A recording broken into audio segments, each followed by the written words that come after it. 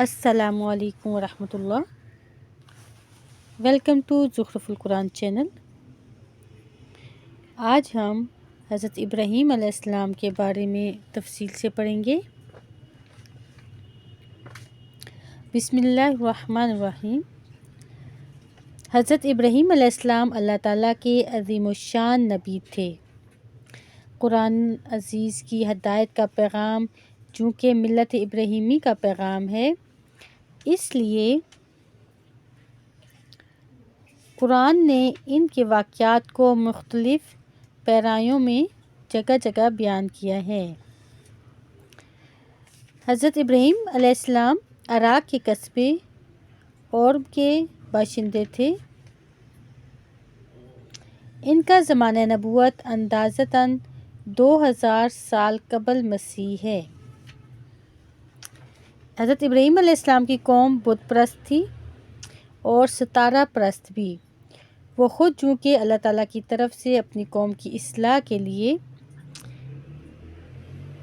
بھیجے گئے تھے اور دیکھ رہے تھے کہ شرک کا سب سے بڑا مرکز ان کا اپنا گھر اور ان کے باپ آزر کی بت پرستی اور بت پرستی کے لیے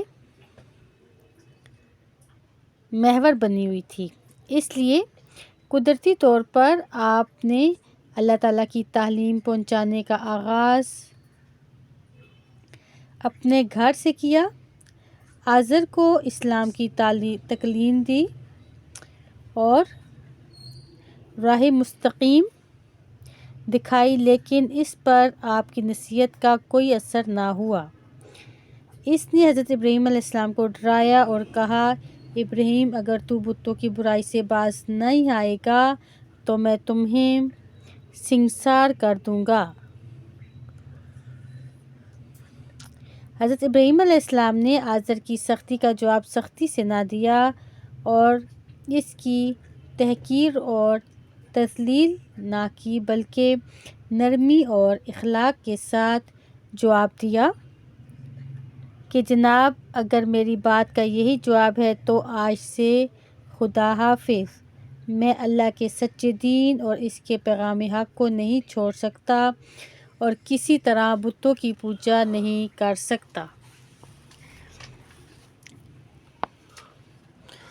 میں آج تجھ سے جدا ہوتا ہوں، مگر غائبانہ تیرے لیے بارگاہ الہی میں بخشش طلب کرتا رہوں گا۔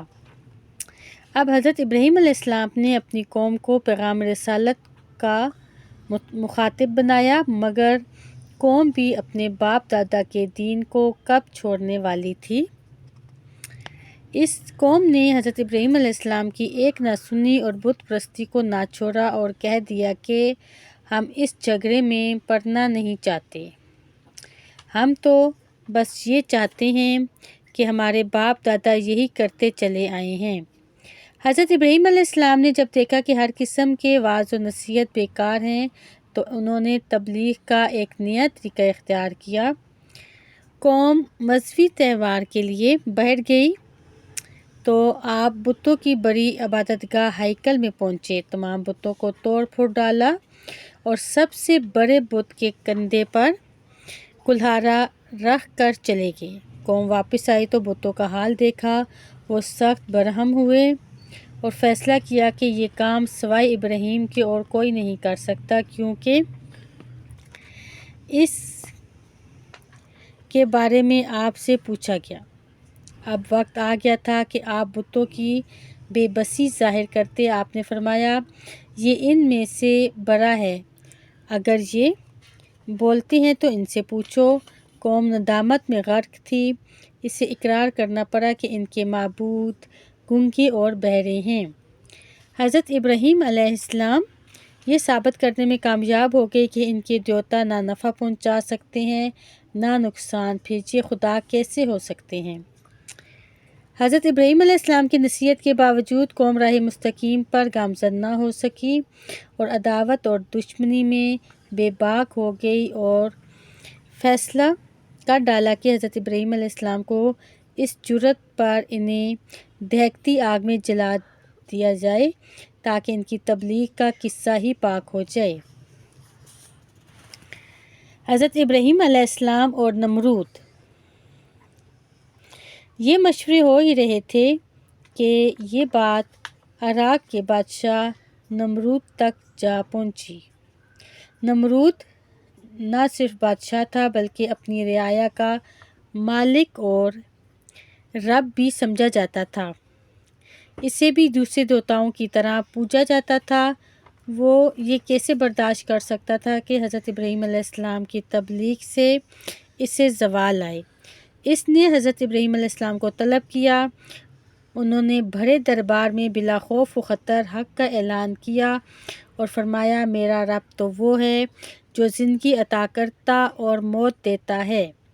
نمرود نے کہا، میں بھی زندگی دے سکتا ہوں اور مار سکتا ہوں، اور پھانسی کے ایک سزا یافتہ کو آزاد کر دیا اور ایک بے گناہ کو مروا ڈالا اور کہا، دیکھ میں کس طرح زندگی بخشتا اور موت دیتا ہوں۔ حضرت ابراہیم علیہ السلام نے نمرود کو لاجواب کرنے کے لیے اللہ تعالیٰ کی ہستی کی ایک اور دلیل دی کہ میرا خدا سورج کو مشرق سے طلوع کرتا اور مغرب میں غروب کرتا ہے، تو ذرا سورج کو مغرب سے نکال کر دکھا۔ نمرود حیران رہ گیا کیونکہ وہ ایسا نہیں کر سکتا تھا۔ اب بادشاہ سے رعایا تک سبھی حضرت ابراہیم علیہ السلام کے دشمن تھے، لیکن وہ بے خوف و خطر لوگوں کو رشد و ہدایت کی طرف بلانے میں مشغول رہے۔ انہیں اپنے خدا پر پورا بھروسہ تھا، وہ اپنے جلیل القدر پیغمبر کو بے یار و مددگار نہیں چھوڑے گا۔ نمرود اور اس کی قوم نے حضرت ابراہیم علیہ السلام کو جلتی آگ میں پھینکوا دینے کا عزم کیا۔ ایک مخصوص جگہ پر کئی روز آگ جلائی گئی۔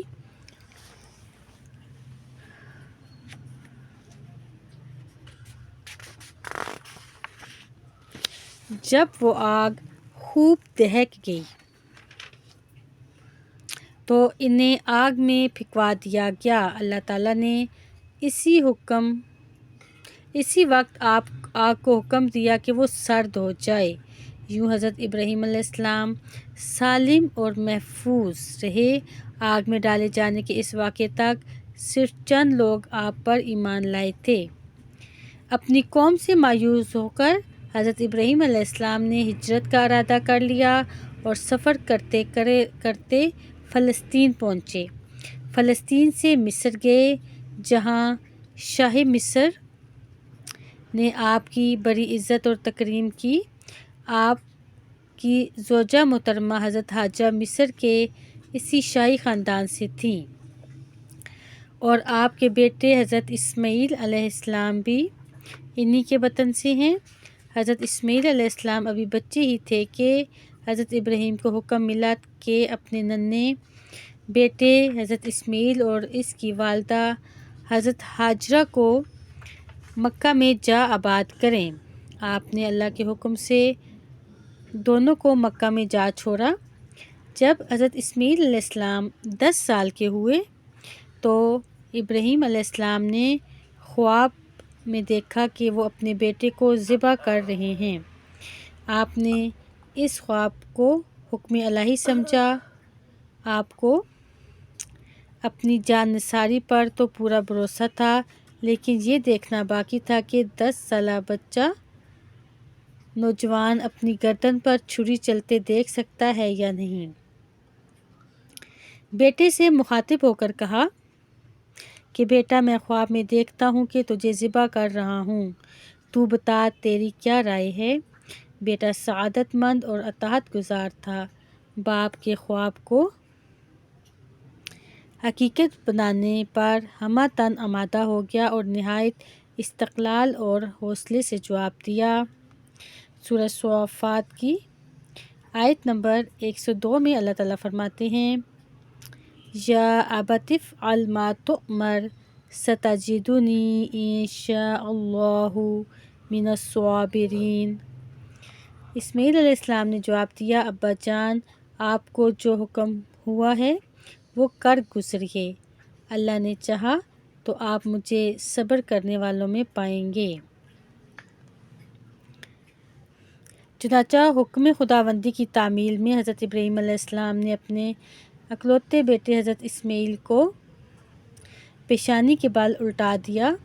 کائنات باپ اور بیٹے کے اس حیرت انگیز احسار و قربانی پر حیران تھی کہ اللہ کی طرف سے آواز آئی، یا ابراہیم قد صدقت الرؤیا، اے ابراہیم تو نے خواب سچ کر دکھایا۔ حضرت اسماعیل علیہ السلام ذبح ہونے سے بچ گئے، لیکن انہوں نے جس استقلال، عزم اور احسار کے جذبے سے اپنے آپ کو قربانی کے لیے پیش کیا، اس کا صلہ یہ ملا کہ ان کی قربانی کی یاد میں قیامت تک باقی رہ گئی اور ان کی نسل سے ایک ایسے نبی مبعوث کیے گئے جو پوری دنیا کے لیے نور و ہدایت کا سرچشمہ، انبیاء میں سب سے افضل اور ان میں سب سے آخری تھے، اور نبوت اور رسالت کی تمام خوبیاں بدرجہ کمال آپ میں موجود تھیں، صلی اللہ علیہ وآلہ وسلم۔